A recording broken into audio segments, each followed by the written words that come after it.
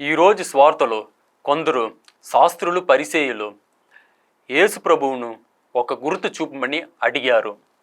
వారు ఇప్పటికీ ఆయన చేసిన అద్భుతాలు చూశారు.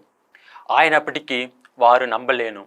అందుకే యేసు ప్రభు వారికి యోనా ప్రవక్తను గురించి ఉదాహరణ చెప్పారు. యోనా బోధ విని నినివే ప్రజలు పశ్చాత్తాపపడ్డారు. కానీ యోనాకైనా గొప్పవాడైన యేసు ప్రభు వారి మధ్యలో ఉన్నప్పటికీ వారు ఆయన మాటలను స్వీకరించలేను.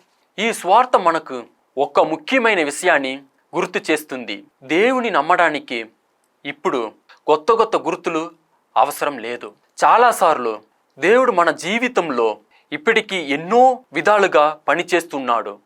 ఆయన మనతో తన వ్యక్తుల ద్వారా, ప్రార్థన ద్వారా, మన చుట్టూ ఉన్న వ్యక్తుల ద్వారా మాట్లాడుతున్నాడు. కానీ మన హృదయం మూసుకుపోయి ఉంటే వాటిని గుర్తించలేము.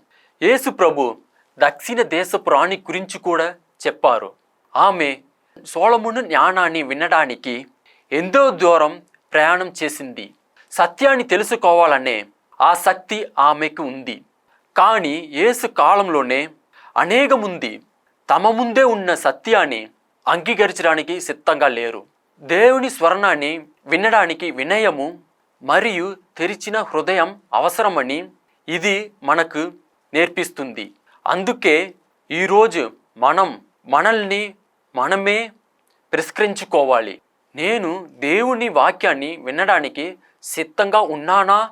దేవుడు నన్ను మార్చమని పిలిచినప్పుడు స్పందిస్తున్నానా? నినివే ప్రజలు యోనా మాట విని మారినట్లే మనం కూడా యేసు ప్రభు మాటని విని మార్చుకోవడానికి సిద్ధంగా ఉండాలి. అప్పుడు మన విశ్వాసం మరింత బలపడుతుంది. ఆమేన్.